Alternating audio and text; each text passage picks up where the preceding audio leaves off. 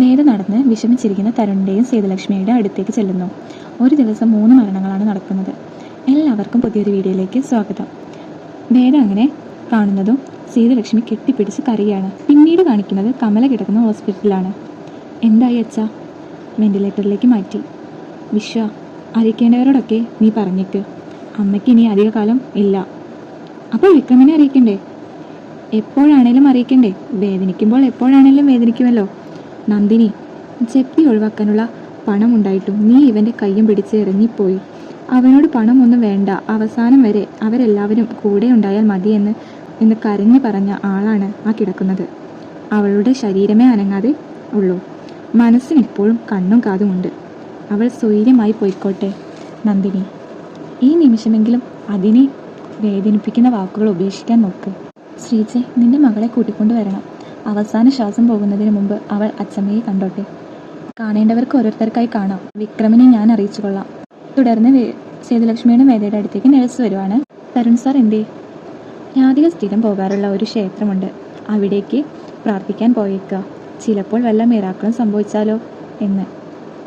അങ്ങനെ സംഭവിക്കട്ടെ എന്ന് നമുക്ക് പ്രാർത്ഥിക്കാം. വേദയുടെ മുറിയിലേക്ക് പോകാൻ ഡോക്ടർ പറഞ്ഞായിരുന്നു. ഇവിടെ ഇങ്ങനെ ഇരിക്കണ്ട. അതേ മോളെ, നീ മുറിയിൽ പോയിരുന്നോ? ഇനി അത് പ്രശ്നമാകണ്ട. ഹേയ്, എനിക്ക് ബുദ്ധിമുട്ടൊന്നുമില്ല. എന്നാലും മുറിയിൽ പോയിരുന്നോളൂ. എന്തേലും ഇല്ലാതെ ഡോക്ടർ അങ്ങനെ പറയില്ലല്ലോ. ചെല്ലു മോളെ. ഞാൻ കൊണ്ടാക്കണോ? ഹേയ് വേണ്ട.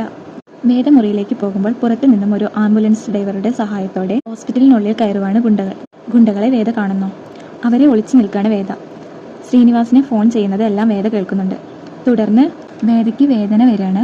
ലേബർ റൂമിലേക്ക് കൊണ്ടുപോകുന്നു വേദയെ. ഈ സമയം രാധികയും ലേബർ റൂമിലുണ്ട്. രാധികയെ ഓപ്പറേഷൻ തിയേറ്ററിലേക്ക് മാറ്റാൻ പറയുന്നുണ്ട് ഡോക്ടർ. വേദയെ വേദന വന്ന് കൊണ്ടുവന്നത് നഴ്സ് ഡോക്ടറോട് പറയുന്നതും സേതുലക്ഷ്മി ഓടി വേദയുടെ അടുത്ത് പോവുകയാണ്. മോളെ, ഒന്നും സംഭവിക്കില്ല, നീ ഇവിടെ ഇരിക്കെ. അമ്മ രേവതിയുടെ അടുത്തേക്ക് പോവുകയാണ്. ഓപ്പറേഷൻ തിയേറ്ററിൽ സേതുലക്ഷ്മി കണ്ടു നിൽക്കെ രാധികയും കുഞ്ഞും മരണപ്പെടുവാണ്. ഈ സമയം വേദ സിസ്റ്ററിനോട് ചോദിക്കുകയാണ്, സിസ്റ്റർ, എന്താ രാധികയ്ക്ക് പറ്റിയേ? വേദ ഇരിക്കെ. എന്താ? അവർ പോയി. വേദയും സേതുലക്ഷ്മിയും എല്ലാം പൊട്ടിക്കറിയാണ് കേട്ടോ ആ സമയത്ത്. പിന്നീട് ജയിലിൽ വിക്രമിനെയാണ് കാണിക്കുന്നത്. വിക്രം സാർ, അതെ, ഇന്ന് ടൗണിലേക്ക് പോകുന്നുണ്ട്. അപ്പോൾ പറ്റുകയാണെങ്കിൽ ജില്ലാ ജഡ്ജ് ശങ്കരനാരായണനെ കാണാൻ ശ്രമിക്കാം. വീട്ടിലെ കാര്യങ്ങൾ അദ്ദേഹത്തോട് ചോദിക്കാലോ. വലിയ സന്തോഷം സാർ. ശരി. സാർ അവിടെ നിന്ന് പോകുന്നതും വിക്രമിന് ജയിലിലെ കുറച്ചുപേർ ചേർന്ന് ഉപദ്രവിക്കുകയാണ്. നിലത്ത് വീണ് കിടക്കുന്ന വിക്രമിനെയാണ് കേട്ടോ കാണിക്കുന്നത്.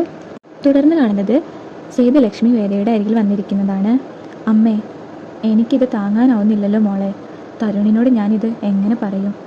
ഡോക്ടർ വരികയാണ്. മാഡം, ആ കുട്ടിയുടെ ഇപ്പോഴത്തെ അവസ്ഥയിൽ എനിക്കറിയാം ഡോക്ടർ. ഞാൻ എൻ്റെ സങ്കടം പറയാൻ ആരുമില്ല ഡോക്ടർ. പിന്നീട് കമലയെ കാണാൻ നന്ദിനി ICUയിലേക്ക് കയറുന്നതാണ് കാണിക്കുന്നത്. കമല കിടക്കുന്നത് അടിമുടി നോക്കുകയാണ് നന്ദിനി. എന്നിട്ട് കമലയോട്, എത്രയും പെട്ടെന്ന് ഈ കിടപ്പിൽ നിന്ന് രക്ഷപ്പെടാൻ അമ്മയെ ദൈവം അനുഗ്രഹിക്കട്ടെ. എന്നിട്ട് നന്ദിനി മനസ്സിൽ പറയാണ്, ഈശ്വര, ഗുരുവായൂരപ്പ, ഞാൻ എന്ത് പറഞ്ഞാലും ഇവിടെയുള്ളവർ തെറ്റായേ എടുക്കുള്ളൂ. ജീവിച്ചിരുന്ന കാലത്ത് ഒരു ദ്രോഹവും ചെയ്യാതിരുന്ന സ്ത്രീയാണ്. മരിക്കുന്ന സമയത്ത് അതിനെ ഇങ്ങനെ ഇട്ട് കഷ്ടപ്പെടുത്താരുതേ. പൊതുവേ ബുദ്ധിമുട്ടിൽ ജീവിക്കുന്ന എൻ്റെ ഭർത്താവിൻ്റെ അച്ഛൻ്റെ തലയിൽ ഈ ഹോസ്പിറ്റലിലെ ബില്ലും കൂടി കെട്ടിവെക്കരുത്. ദൈവമേ, എല്ലാം മംഗളമായി അവസാനിക്കും അമ്മേ. അമ്മയ്ക്ക് നിത്യശാന്തി ഉണ്ടാകട്ടെ. എന്നിട്ട് അവിടെ നിന്ന് ഇറങ്ങുമ്പോൾ നന്ദിനിയെ നഴ്സ് ഒരു നോട്ടം നോക്കുന്നുണ്ട് കേട്ടോ. എന്നാൽ പിന്നീട് കമലയ്ക്ക് ഒട്ടും വയ്യാതാവുകയും ഡോക്ടറെ വിളിക്കുകയും ചെയ്യാണ് നഴ്സ്. നെക്സ്റ്റ് 8ാമത്തെ പാർട്ടാണ് കാണിക്കുന്നത്. പിന്നീട് മാഷിൻ്റെ അടുത്തേക്ക് ജയിൽ സൂപ്രണ്ടർ വരികയാണ്. എല്ലാ കാര്യങ്ങളും പറയുന്നു. വിക്രമിന് അമ്മയെ കാണണമെന്ന് പറയുന്നുണ്ട്. അതെ, എത്രയും പെട്ടെന്ന് ഇവിടെ എത്തിക്കണം സാർ. ചെയ്യാം. ഇന്നിപ്പോൾ ഇത്രയും സമയമായില്ലേ, നാളെ എന്തായാലും ഇവിടെ എത്തിച്ചേക്കാം. അതുപോലെ മതി. ഈ സമയത്താണ് കമലയുടെ അടുത്തേക്ക് ഡോക്ടർ ഓടുന്നത്. എന്നാൽ കമലയെ രക്ഷിക്കാൻ പറ്റാതെ കമല മരണപ്പെടുവാണ്. പിന്നീട് പ്രസവത്തിനായി കിടക്കുന്ന വേദയാണ് കാണിക്കുന്നത്. വേദന കൊണ്ട് കരയുന്നതിനിടയിൽ വേദ പറയാണ്, സിസ്റ്റർ, അമ്മയെ വിളിക്കോ? സേതു അമ്മയെ. മേഡം, വേദ വിളിക്കുന്നു. അവിടെ പ്രസവിക്കാൻ സമയമായി, അങ്ങോട്ട് ചെല്ലാൻ പറഞ്ഞു. അങ്ങനെ വേദ ഒരു പെൺകുഞ്ഞിനെ ജന്മം നൽകാണ്. ഈ സമയത്ത് വീണിടക്കുന്ന വിക്രമിനെ കുഞ്ഞിക്കൈകൾ കൊണ്ട് തലോടുന്നതായി കാണിക്കുന്നുണ്ട് കേട്ടോ. പിന്നീട് രാഘവനും മറ്റും ചേർന്ന് വിക്രമിനെ അവിടെ നിന്ന് എഴുന്നേൽപ്പിച്ച് കൊണ്ടുപോവുകയാണ്. പിന്നീട് കാണിക്കുന്നത് വേദയുടെ അടുത്ത് കുഞ്ഞിനെ കൊണ്ടുവന്ന് കിടത്താണ് സേതുലക്ഷ്മി.